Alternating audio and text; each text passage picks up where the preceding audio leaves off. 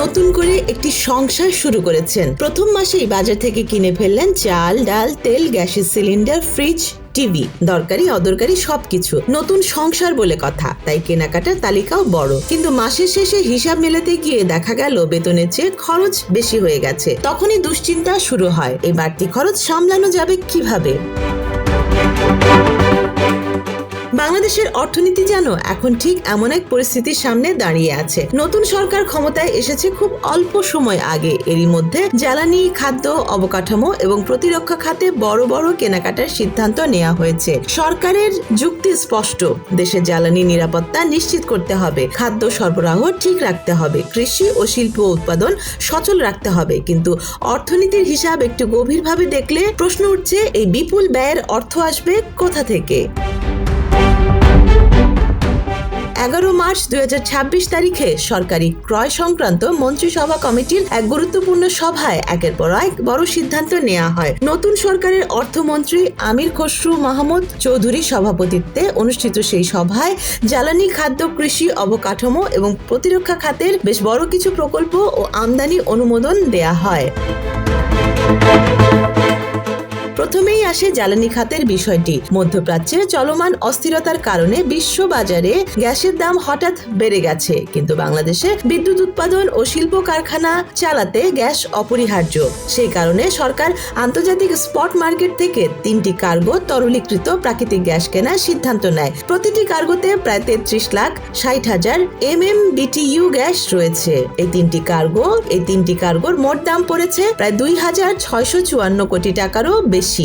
সরবরাহ করছে যুক্তরাজ্যের জ্বালানি কোম্পানি টোটাল এনার্জিস এবং দক্ষিণ কোরিয়ার পোস্কো ইন্টারন্যাশনাল। তবে বড় বিষয় হলো, এই গ্যাস আগের তুলনায় প্রায় দ্বিগুণ দামে কিনতে হচ্ছে। অর্থাৎ একই জ্বালানির জন্য এখন সরকারকে অনেক বেশি অর্থ ব্যয় করতে হচ্ছে। এরপর আসে সাধারণ মানুষের নিত্য প্রয়োজনীয় পণ্যের বিষয়টি। ট্রেডিং কর্পোরেশন অব বাংলাদেশের বা টিসিবির ফ্যামিলি কার্ড কর্মসূচির আওতায় সরকার বিপুল পরিমাণ ভোজ্য তেল কিনছে। প্রায় 1,80,00,000 লিটার পরিশোধিত রাইস ব্র্যান তেল কেনার জন্য খরচ হবে প্রায় 305,56,80,000 টাকা। স্থানীয় কয়েকটি কোম্পানি থেকে সরাসরি এই তেল কেনা হবে, যাতে দ্রুত সরবরাহ নিশ্চিত করা যায় এবং বাজারের মান নিয়ন্ত্রণে রাখা যায়। বিদ্যুৎ উৎপাদন সতর্ক রাখতে সরকার সিদ্ধিরগঞ্জের গ্যাস ভিত্তিক বিদ্যুৎ কেন্দ্র থেকে বিদ্যুৎ কেনার অনুমোদন দিয়েছে। এই প্রকল্পে সম্ভাব্য ব্যয় ধরা হয়েছে প্রায় 23,880 কোটি টাকা। অর্থাৎ শুধু বিদ্যুৎ খাতেই ব্যয় হচ্ছে কয়েক হাজার কোটি টাকা। অবকাঠামো উন্নয়ন প্রকল্প এগিয়ে চলছে। গাইবান্ধার সুন্দরগঞ্জ থেকে কুড়িগ্রামে চিলমারি পর্যন্ত তিস্তা নদীর উপর প্রায় 1,490 মিটার দীর্ঘ একটি সেতু নির্মাণের সংশোধিত প্রস্তাব অনুমোদন করা হয়েছে। এই সেতু নির্মাণে ব্যয় ধরা হয়েছে প্রায় 443,68,00,000 টাকা। সেতু নির্মিত হলে উত্তরাঞ্চলের যোগাযোগ ব্যবস্থা এবং আঞ্চলিক অর্থনীতি শক্তিশালী হবে বলে আশা করা হচ্ছে। খাদ্য নিরাপত্তা বিষয়েও সরকারের বড় সিদ্ধান্ত রয়েছে।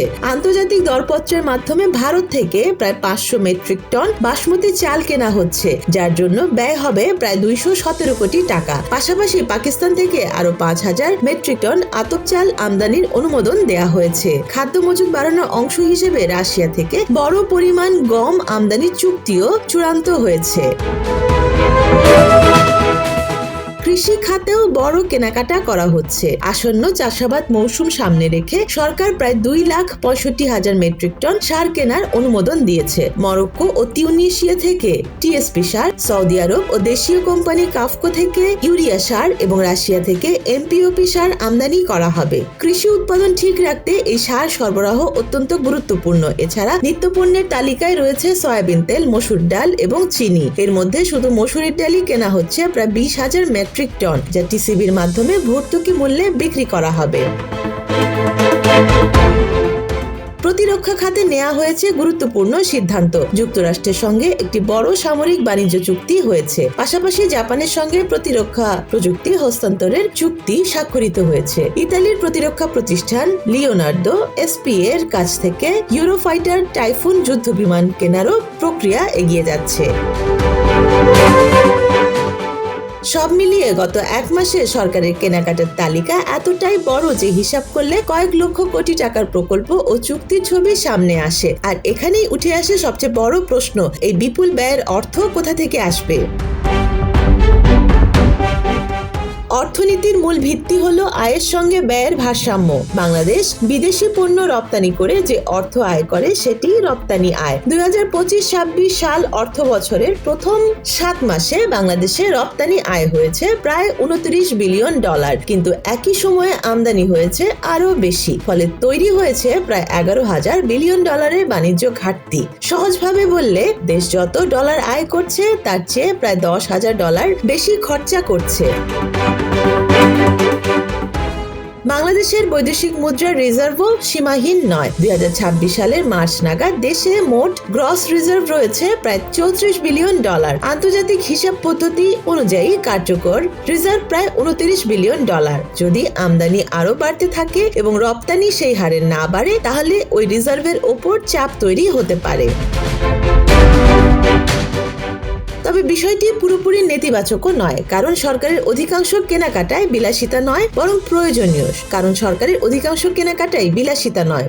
প্রয়োজনীয়। গ্যাস না কিনলে বিদ্যুৎ উৎপাদন ব্যাহত হবে, সার না কিনলে কৃষি উৎপাদন কমে যাবে, খাদ্যশস্য না কিনলে বাজারে পণ্যের দাম আরো বাড়বে। তাই সরকার এ ধরনের কঠিন ভারসাম্য রক্ষার চেষ্টা করছে, একদিকে জনগণের প্রয়োজন মেটানো, অন্যদিকে অর্থনীতির হিসাব সঠিক রাখা। Desk report, Dhaka express.